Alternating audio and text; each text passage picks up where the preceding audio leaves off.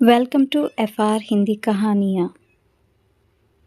मनीष अपने स्कूल से लौट रहा था, तभी सामने जो उसने नज़ारा देखा तो उसके पैरों तले ज़मीन निकल गई।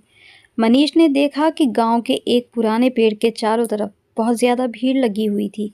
उसे वहां पर किसी के चिल्लाने की आवाज़ सुनाई दे रही थी और ये चीखें लगातार बढ़ रही थी। तो वह भीड़ को चीरता हुआ आगे बढ़ा, लेकिन भीड़ इतनी ज़्यादा थी कि कोई उसे आगे जाने ही नहीं दे रहा था।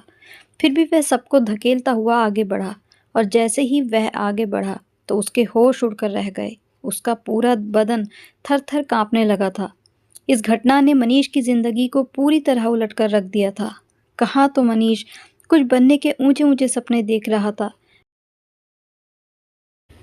लेकिन आज जो हुआ, इस घटना से मनीष की पूरी जिंदगी की बाजी एक ही पल में पलट कर रह गई थी, क्योंकि सामने पेड़ पर एक व्यक्ति।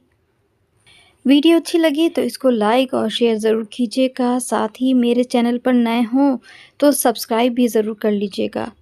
आप सभी के सपोर्ट की मुझे इस समय बहुत ज़्यादा ज़रूरत है। हमारी कहानियाँ आपको कैसी लगती हैं ये भी हमें कमेंट करके ज़रूर बताइएगा। हम अपनी कमियों को सुधारने की ज़रूर कोशिश करेंगे। तो शुरू करते हैं कहानी। बालों में जल्दी जल्दी कंघी करके मनीष ने अपना बैग उठाया ही था, तभी उसे बाहर से किसी ने आवाज़ लगाई।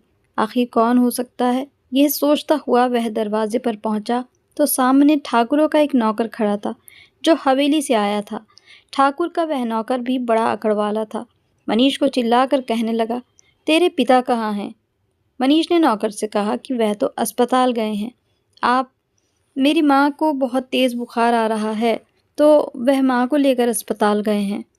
वह नौकर ये कहते हुए वापस चला गया, जैसे ही तेरे पिता आए उन्हें हवेली भेज देना, नहीं तो तेरे पिता तो जानते ही हैं ठाकुरों का गुस्सा कैसा है, कहीं उसकी चमड़ी ही ना उधेड़ दें। लेकिन थोड़ी देर बाद ठाकुरों का मुंशी वहां आकर मनीष को कहने लगा, कई बार तेरे पिता से कह चुका हूँ, अगर कहीं जाना हो तो अपने बेटे को हवेली भेज दिया करो। अब तुम्हारे पिता के हिस्से का काम तुम करोगे। मनीष के पिता मुरारी गांव के ठाकुरों की हवेली में नौकरी करते थे। सुबह से शाम तक वह ठाकुरों के जानवरों को चारा डालते, उनके घोड़ों को नहलाते, गाय भैंसों को पानी पिलाते, जिसके बदले में मुरारी को 10 बोरियां अनाज और चावल की मिलती थी। मुरारी की महीने की कोई पगार नहीं बनती थी, जबकि ये बहुत बड़ा जुल्म था जिसने उसके पिता को कमज़ोर कर रखा था। लेकिन क्योंकि उसके पिता भी ठाकुरों के नौकरों में से थे, इसीलिए उसके विरुद्ध कुछ बोल नहीं सकते थे। ऐसे बहुत सारे लोग थे जिनको वह ठाकुर इस्तेमाल करते, उनसे मेहनत लेते, सिर्फ उनसे नहीं बल्कि उनके बच्चों से भी काम करवाते, और बदले में एक समय का खाना और साल की 10 बोरियां गेहूं की मिलती, जो कि सरासर नाइंसाफ़ी थी। गुजरते हुए समय के साथ महंगाई तो बढ़ रही थी, लेकिन ठाकुरों की तरफ से मिलने वाली गेहूं की ये बोरियां बढ़ाई नहीं गई थी। ठाकुरों के मैनेजर ने मनीष से कहा, तुम कहाँ जा रहे हो? तो उसने कहा, मैं तो स्कूल जा रहा हूँ। वह व्यंग से मुस्कुराकर मुंशी कहने लगा, ये मैं पढ़ लिख कर तुम्हें क्या मिलेगा? आखिरकार तुमने भी अपने बाप की तरह ठाकुरों की नौकरी ही तो करनी है और उसके बच्चों की सेवा करनी है। क्यों बेवजह किताबों का बोझ लिए तुम स्कूल जाते हो, अपने आप को थकाते हो? अब मनीष क्या जवाब देता? एक तो वह उम्र में उससे बहुत छोटा था, दूसरा अगर वह कोई जवाब देता तो बदले में उसे मार पड़ती। ठाकुरों का मुंशी उससे कहने लगा, अच्छा जल्दी करो, अपने कंधे से ये बैग उतारो और अपने पिता की जगह पर तुम हवेली में काम करने आ जाओ। ज़्यादा काम नहीं, बस 20-30 जानवरों को पानी पिलाना है, उनका गोबर साफ करना है और फिर तुम वापस घर आ जाना। ये सुनकर मनीष हैरान हुआ। उसने तो अपनी आंखों में बड़े बड़े सपने सजाए थे। जब से होश संभाला, अपने पिता को मजदूरी करते हुए देखा था, जबकि वह किसी हाल इन ठाकुरों की गुलामी नहीं करना चाहता था। उसकी माँ भी हमेशा उसे इस बात का पाठ पढ़ाती कि बेटा, तुम दिल लगाकर पढ़ाई करो, हम तुम्हारी खातिर ये गांव छोड़ देंगे। मैं तुम्हारे पिता से भी बात की है, तुम्हारे पिता तुमसे बहुत प्यार करते हैं, तुम्हारे लिए वह ये जगह छोड़ने को तैयार हैं। ऋषिकेश में तुम्हारे पिता के एक दोस्त हैं, वह वहीं ऋषिकेश में ही रहते हैं, लेकिन इस गांव में तो 5वीं से ज़्यादा तुम आगे पढ़ भी नहीं पाओगे। इस समय मनीष चौथी क्लास में था। मनीष ने उस मैनेजर से कोई बहस नहीं की और कहा कि बस अभी आ रहा हूँ। ज़रा मैं स्कूल के कपड़े बदल लूँ, नहीं तो ये गंदे हो जाएंगे। अभी स्कूल के कपड़ों में तुम्हें काम नहीं कर सकता। मैनेजर बोला, हाँ हाँ ठीक है, ज़्यादा बातें ना बनाओ, जल्दी करो, मुझे और भी बहुत सारे काम हैं जो मुझे निपटाने हैं। मनीष ने पुराने कपड़े पहने और मैनेजर के साथ हवेली चला गया। वहाँ बहुत सारा काम था जो मनीष ने अपने पिता की जगह पर करना था। इतने सारे जानवरों को पानी पिलाया, उनके सामने चारा डाला, जानवरों के नीचे से गोबर साफ किया। जैसे जैसे वह काम कर रहा था, उसे अपने पिता पर बहुत दया आ रही थी। ये पहली बार नहीं था कि वह अपने पिता की जगह काम कर रहा था, लेकिन इस बार काम कुछ ज़्यादा था। उसके माता पिता को डॉक्टर से चेकअप करवाकर और दवाई लेकर वापस घर आए तो देखा कि मनीष का स्कूल का बैग और यूनिफॉर्म कमरे में पड़ी है। वह काफ़ी परेशान हुए। अपने पड़ोसी से पूछा तो पता चला कि ठाकुरों का मैनेजर आया था। वह काफ़ी गुस्से में था और तुम्हारे बेटे को अपने साथ ले गया है। मुरारी जल्दी से हवेली की तरफ गया तो देखा कि मनीष जानवरों के बीच खड़ा हुआ पसीने में नहा रहा है। तपती धूप में वह काम कर रहा था। जैसे ही मुरारी ने अपने बेटे को इस हालत में देखा तो जल्दी से पानी वाला पाइप उससे लिया और कहा, बेटा तुम घर जाओ, मैं आज मैनेजर से बात करूँगा। तुम्हारी ये कोई उम्र थोड़ी ना है काम करने की। तुम सिर्फ अपनी पढ़ाई पर ध्यान दो। तुम्हारा पिता अभी जिंदा है। अपने जीते जी तो मैं तुम्हें ऐसा काम नहीं करने दूंगा। जाओ, तुम्हारी माँ तुम्हारा इंतज़ार कर रही है। और हाँ, आज तो तुमने स्कूल से छुट्टी की, लेकिन आगे से कभी भी स्कूल से छुट्टी मत करना। मैंने मास्टर साहब से बात की। अगर तुमने छुट्टी की तो वह तुम्हें सज़ा देंगे। आज पहली बार ज़्यादा काम करने के कारण से मनीष के हाथों में छाले पड़ गए थे। उसके पिता ने उसके हाथों को देखा और कहा, घर जाओ, तुम्हारी माँ तुम्हारा इंतज़ार कर रही है। उसके पिता ने मुंशी से कहा कि जो भी हो, आगे से तुम मेरे बेटे को कभी भी यहाँ हवेली में काम के लिए नहीं बुलाओगे। मैं उसे इस माहौल से दूर रखना चाहता हूँ। मैं ठाकुरों का नौकर हूँ, लेकिन मेरा बेटा तो नहीं। यह उम्र उसके पढ़ने और खेलने की है, ना कि मजदूरी करने की। मुंशी ने मुरारी का गिरेबान पकड़कर कहा, मेरे साथ जबान चलाते हो? आज तो मैं ठाकुरों को तुम्हारी शिकायत ज़रूर करूँगा। तुम्हारी ज़बान काफ़ी तेज़ चल रही है। मैं तुम्हारे दादा तक को जानता हूँ। वह इसी हवेली में नौकरी करते थे, तुमसे ज़्यादा मेहनत करते थे। तुम्हारे पिता भी तो सारी ज़िंदगी हवेली में ग़ुलाम रहा और तुमने भी तो अपनी आधी से ज़्यादा ज़िंदगी यहाँ हवेली में ग़ुलामी करते गुजारी है। तुम सोच भी कैसे सकते हो कि तुम्हारा बेटा यहाँ काम नहीं करेगा? तुम लोग नस्ल दर नस्ल गुलामी ही करते आए हो और गुलामी ही करते रहोगे। मिट्टी के बर्तन बनाना और ठाकुरों की सेवा के अलावा तुम्हें क्या काम आता है? मुंशी के मुंह में जो आया उसने मुरारी से कहा और मुरारी चुपचाप उसकी बातें सुनता रहा। मनीष घर आया तो माँ ने उसे गले से लगाया। उसे बहुत तेज़ बुखार था। मनीष ने माँ से कहा, माँ आपको तेज़ बुखार है? उसकी माँ ने मुस्कुराते हुए कहा, कोई बात नहीं, अब मैं तुम्हें देख लिया ना, मैं ठीक हो जाऊंगी। मैं परेशान हो गई थी जब मैंने तुम्हारा बैग और कपड़े पड़े देखे कि न जाने तुम कहाँ चले गए हो। बेटा ऐसे बिना कहे कहीं ना जाया करो और तुम्हें मेरी चिंता करने की कोई ज़रूरत नहीं। मुझे कुछ नहीं होगा, बस तुम अपनी पढ़ाई पर ध्यान दो। मास्टर साहब तुम्हारी बहुत तारीफ़ कर रहे थे। वह तुम्हारे पिता से यही कह रहे थे कि मनीष को छुट्टी मत कराया करो। कोशिश करो कि वे सारी क्लास अटेंड करे। मनीष ने अपनी माँ से कहा कि माँ, मैं अपनी तरफ से पूरी कोशिश कर रहा हूँ। आज भी तैयार होकर मैं स्कूल जा ही रहा था, लेकिन फिर हवेली का नौकर आया और उसके बाद मुंशी घर पर आ गए और उसने मुझे पिताजी की जगह पर काम करने पर मजबूर किया। मनीष अपने हाथ माँ से छुपाना चाहता था, लेकिन वह उसकी माँ थी, सब समझती थी। इसीलिए कहने लगी, मनीष तुमने अपनी मुट्ठियाँ क्यों बंद की हैं? ज़रा अपने हाथ तो खोलो। मनीष ने जैसे ही अपने हाथ खोले तो उसकी माँ की आंखों से आंसू गिरने लगे। वह कहने लगी, बेड़ा गर्क हो इस मुंशी का। आगे से मैं अपने लाल को कभी भी हवेली में नहीं जाने दूंगी। छोटे छोटे से हाथ मेरे बेटे के, कभी ज़िंदगी में इतना कठोर काम नहीं किया। जब मनीष का 5वीं का रिजल्ट आया तो उसको बहुत अच्छे नंबर मिले थे।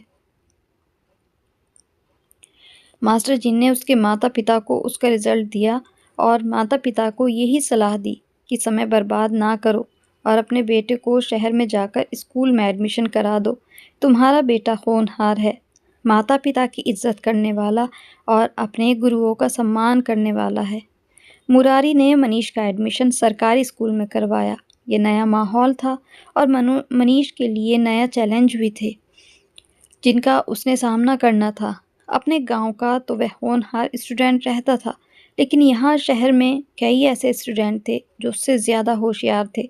अब मनीष ने पहले से भी ज़्यादा मेहनत करनी शुरू की। उसके टीचर शुरू से ही उसे गाइड करते थे कि बेटा, किसी के साथ मुकाबला करना अच्छी बात है, लेकिन ज़िंदगी में कभी किसी से ईर्ष्या मत करना, क्योंकि ईर्ष्या इंसान को खुद को नुकसान पहुंचाती है और उसके संस्कारों को ख़त्म कर देती है। मनीष मेहनत कर रहा था, अपने माता पिता, अपने गांव का नाम रोशन करना चाहता था और उसका भाग्य था कि उसे यहाँ भी अच्छे टीचर्स मिले जिन्होंने मनीष को गाइड किया, उसे सपोर्ट किया। गांव के ठाकुर पढ़ाई के काफ़ी विरोध में थे। वैसे तो वह अपने भाषणों में हमेशा यही कहते, मैं अपने गांव के इस स्कूल को आगे बढ़ाना चाहता हूँ। लड़कों के अलावा मैं लड़कियों की पढ़ाई के बारे में भी बहुत गंभीरता से सोच रहा हूँ। लेकिन यह सारे भाषण झूठे थे। सच्चाई तो ये थी कि वह किसी हाल नहीं चाहता था कि गरीब का बेटा पढ़ लिख जाए। वह अच्छी तरह जानता था, अगर गरीबों का बेटा पढ़ लिख गया तो उसके सामने कौन झुकेगा, उसकी नौकरी कौन करेगा। वह एमएलए की सीट पर इलेक्शन लड़ना चाहता था, इसीलिए लोगों को बेवकूफ़ बनाने के लिए ऐसे भाषण देता रहता था। लेकिन कुछ ऐसे समझदार लोग ज़रूर थे जो उसकी सच्चाई को समझते थे। उसकी पढ़ाई से दुश्मनी का सबसे बड़ा सबूत यही है कि जब मुरारी के बेटे का एडमिशन स्कूल में करवाया तो उसने मुरारी को अपनी बैठक में बुलाया और फिर उससे कहने लगा, और सुनाओ कैसे हो। मुरारी ने उससे कहा, बस आप लोगों की सहायता से जिंदा हूँ। मुरारी जानबूझकर उस ठाकुर की मिन्नतें करता था कि कभी भी वह मनीष की पढ़ाई में रुकावट ना बने। ठाकुर ने मुरारी से कहा, सुना है तुमने अपने बेटे का 10वीं के स्कूल में दाखिला दिलवाया है। मुरारी ने कहा, जी ठाकुर साहब, आपकी दुआओं से मैंने अपने बेटे का एडमिशन करवाया है। मास्टर साहब ने भी मुझे यही सलाह दी है कि मनीष की पढ़ाई पर खूब ध्यान दो। अब मैं एक गरीब कुम्हार हूँ जो 2 वक्त की रोटी के लिए दिन रात मेहनत करता हूँ। ना मैं अपने बेटे को किसी बड़े स्कूल में पढ़ा सकता हूँ, ना ही उसकी ट्यूशन की फ़ीस दे सकता हूँ। बस एक सरकारी स्कूल में दाखिला करवाया है। बच्चा मेहनत कर रहा है, बाकी जो उसकी तकदीर में हो। ठाकुर ने मुरारी से कहा, मनीष तो बच्चा है, मेरी बात ध्यान से सुन और समझने की कोशिश कर। बेटे को अपने साथ कभी कभी हवेली ले आया कर, उसे काम पर लगा, उसे सिखा कि कैसे काम करना है। इस देश के हालात तो तू अच्छी तरह जानता है। यहाँ नौकरी मिलना आसान नहीं, बल्कि अब तो सरकार ने धीरे धीरे सारी नौकरियाँ ही ख़त्म कर दी हैं। सारे स्कूल प्राइवेट हो रहे हैं। तेरा बेटा पढ़कर भी तो यही काम करेगा। ज़रा मेरी बात पर ध्यान कर। इस गांव का कौन सा ऐसा लड़का है जो पढ़ लिख कर बड़ा आदमी बना हो।